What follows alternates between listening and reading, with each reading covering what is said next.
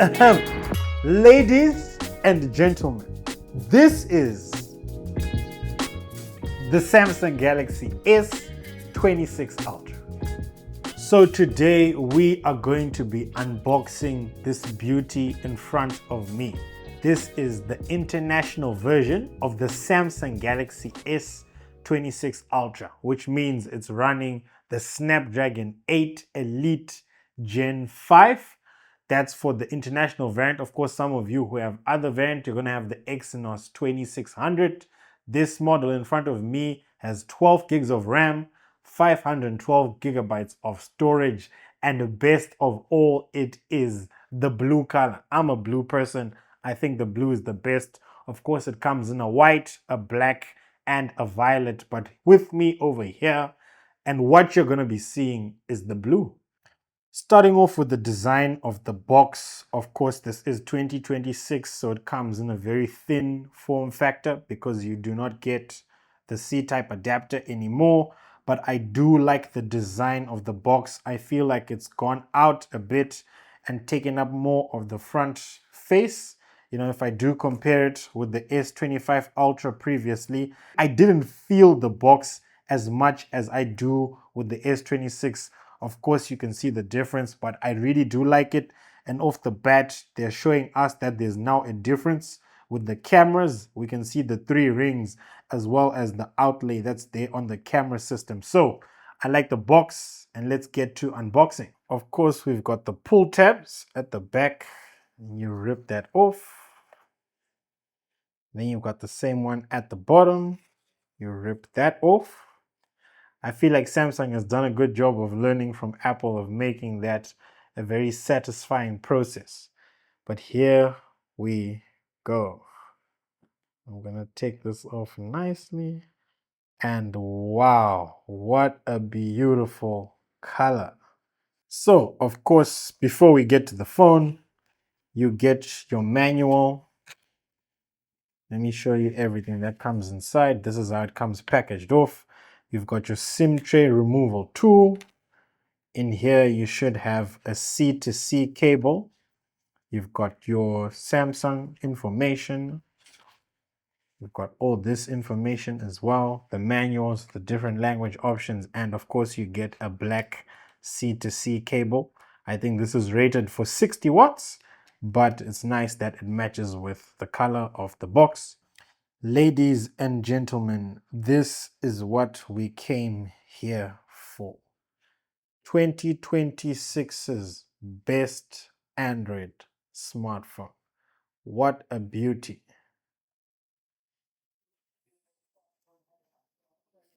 I feel like you have to drag out that removal just to make sure you really appreciate it. But this is a beautiful phone. You can see that it's got the aluminum design. They've switched away from titanium and now they're back to the aluminum frame. You've got the matte finish at the back. Again, this is the sky blue color. Again, the new camera ring setup. The camera rings, I prefer this setup over the S25. The S25 made me feel like they were camera protectors, but here I can see the cameras clearly. You do have this, I don't know what to call it, this outlay, this plateau, whatever you're gonna call it, but I think this phone is absolutely beautiful. In terms of the weight, it doesn't feel too different from the S25, but I feel like it's got just enough weight to keep it premium. But for some of us, you know, I do have big hands, so it's easily accessible. And on we go. Right off the bat, I feel like this phone gets a lot of fingerprints, so you want to make sure that you always use it with a case. Of course, I'm one of those people who always suggest using a screen protector. Of course, for now, you're not going to need a privacy since there is the inbuilt privacy display that everyone is excited to see. But right off the bat, there you go. We see a big welcome. This is, of course, the new Samsung UI. And off we go to the home screen. This is the standard Samsung, of course, running One UI. But of course, what everyone is excited to see is where do I find the privacy display? So there you go. The tab is right there at the bottom. You click on privacy display and you turn it on, and I can immediately see the difference. From the side, it is completely black. I can't see anything. If I turn it off, I can immediately see the side again. That is amazing technology. The fact that they were able to implement this into the display. Of course, I can see some effects off the bat. I'm going to have to add the brightness up. But again, if I turn it on, I can immediately see the difference. Now, I will say when I do turn on privacy display, I can see that the screen dims a little. So I'm not sure how this is going to work. Of course, we're going to have to test this out when we're out in the sun. Of course, here I'm in a well-lit situation, so it's easy for me to see the screen. But the minute I turn this off, I can see that the screen is a lot brighter. So that's very interesting to see. But the display, just off the top, this phone is absolutely beautiful. You know, with Samsung, you're going to get the best build quality. You're going to get a sleek design.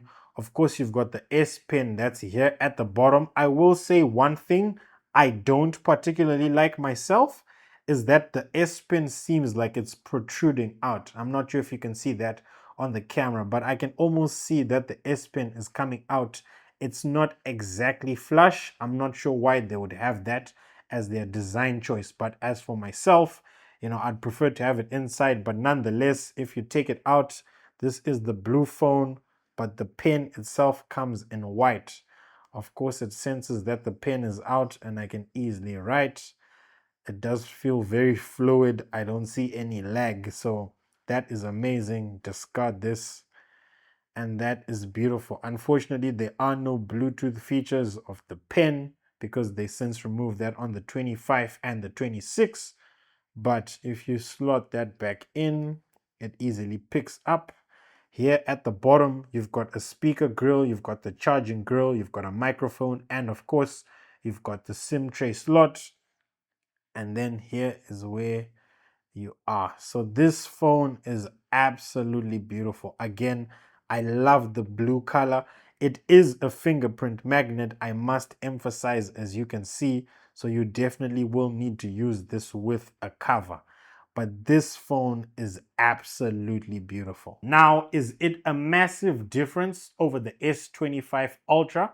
Maybe not physically. The design, of course, there is those subtle changes, but it might not be anything too drastic. So if you're in an S25 Ultra, I'm going to have to see if it is worth the upgrade. So I'm going to give this phone some testing. I was previously, of course, using the iPhone 17 Pro Max, but I'm going to switch over my lines to the S26 just so I can immerse myself in the experience. For as long as I can remember, I have been an Apple user. So I've got the Ultra, I've got my AirPods, and I've been a very vibrant user. But for a change, I want to switch over to the S26. It does have quite a number of features that have drawn me to it. Most importantly, 60 watts charging. I'm always someone who's always on the go. My phone never has enough time to charge, so I always want to be able to just pop it on, 5-10 minutes, but get as much battery as I can from that. Of course, you've got the camera setup. I've just taken some test shots with these, and of course, you're going to see those in the further video of my thoughts on the phone after about a week's use, but the camera is absolutely amazing. So make sure you are subscribed to the channel. Like I said, we've got a lot of videos coming out. We're going to do a more in-depth review of the S26. We're also going to do a comparison with the iPhone 17 Pro Max. Now, I know last time I said flagships are a scam, but we're also going to do a camera test, and we're just going to see, the difference between the Samsung and the iPhone, the flagships, the best of the best. So turn on post notifications so you don't miss a video. Make sure you're subscribed. Share this with an aspiring Samsung user, and I'll see you next time.